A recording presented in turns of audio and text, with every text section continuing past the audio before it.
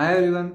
मुझे अच्छा लगा आपको मेरे प्रीवियस वीडियो में जो मैंने आपके साथ शेयर करा था कि कैसे इस न्यू यूनियन बजट में 2025 के जो नए टैक्स स्लैब्स आए हैं वो सैलरीड इंडिविजुअल्स के लिए कितने ज़्यादा बेनिफिशियल हैं और कितनी ज़्यादा आप सेविंग्स कर सकते हो। तो उसी के साथ साथ इस बजट में एक और चीज़ थी जो मैंने सोचा बहुत लोगों ने मिस कर दी, उनको समझ में नहीं आ रहा है और बहुत लोग उसके बारे में डिस्कशन ही नहीं कर रहे हैं। तो मैंने सोचा मैं एक वीडियो बना के आप लोगों को समझाऊं कि वो चीज़ एक्चुअल में है क्या। तो आज हम डिस्कस करने जा रहे हैं मार्जिनल रिलीफ के बारे में जो यूनियन बजट 2025 में अनाउंस करी गई है। तो क्या है ये मार्जिनल मार्जिनल रिलीफ, मैं एक बार आपको समझाता हूँ। तो बेसिकली सैलरीड इंडिविजुअल्स होते हैं, हमारे जैसे सैलरीड इंडिविजुअल्स को एक स्टैंडर्ड डिडक्शन भी मिलता है अपनी सैलरी के ऊपर। तो लेट से किसी की सैलरी 12,75,000 है, तो 12,75,000 के ऊपर उसको 75,000 का स्टैंडर्ड डिडक्शन मिलता है। इस स्टैंडर्ड डिडक्शन को सैलरी से रिड्यूस करने के बाद जो होता है वो आपकी टैक्सेबल इनकम होती है। तो लेट से किसी ने 12,75,000 कमाए, उसमें से 75,000 रुपये स्टैंडर्ड डिडक्शन के थे, वो सब्सट्रैक्ट हो जाएंगे, तो बचेंगे 12 लाख। अब क्योंकि ये 12 लाख हैं, तो अभी के नए बजट में जैसे मैंने पिछली वीडियो में समझाया था कि 12 लाख तक की जितनी भी आपकी इनकम है वो टैक्सेबल नहीं है। तो इस केस में इस पर्टिकुलर इंडिविजुअल की कोई भी टैक्स लायबिलिटी नहीं बनेगी, उसका पूरे का पूरा जो टैक्स होगा वो रिबेट मिल जाएगा उसको। अब क्या हो जाता है कि जैसे अगर आप एक नॉन सैलरीड इंडिविजुअल हो, लेट से आपकी कोई दुकान है या मतलब कोई बिजनेस है आपका जिसमें आप दूसरे सोर्सेज से इनकम कमा रहे हो।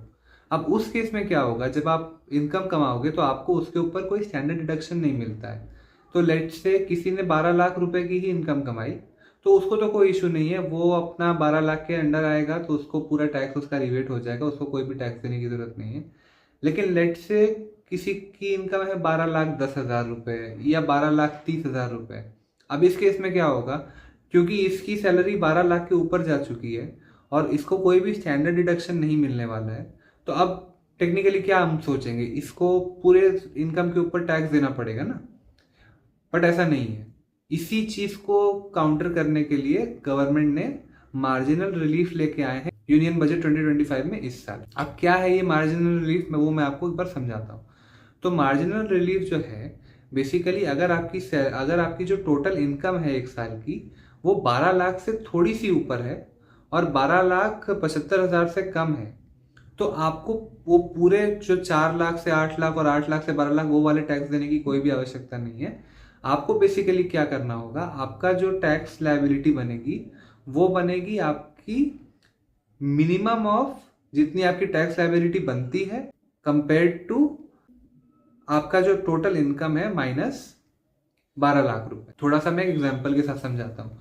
लेट से कोई नॉन सैलरीड इंडिविजुअल है, उसको टोटल इनकम साल की आ रही 12,30,000। अब 12,30,000 अगर किसी की इनकम है तो उसकी टैक्स लायबिलिटी कितनी बनेगी वो हम कैलकुलेट कर लेते हैं। 4 लाख से 8 लाख के बीच में उसको 5% टैक्स देना पड़ेगा, तो वहां पे हो गए 20,000 रुपए। फिर 8 लाख से 12 लाख के बीच में उसको 10% टैक्स देना पड़ेगा, तो वो हो गए 40,000 रुपए। तो 20 + 40 हो गए 60,000।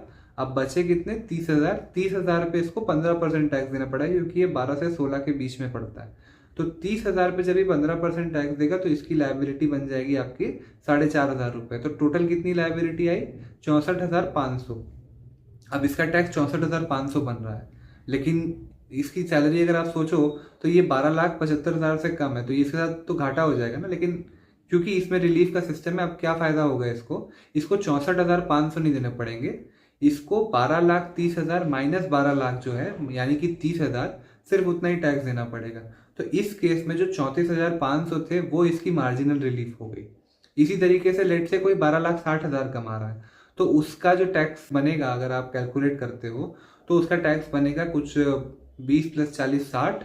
उसके बाद आपके 60,000 के ऊपर आपका 15% और लगेगा, तो मतलब 69,000 उसका टैक्स बनता है।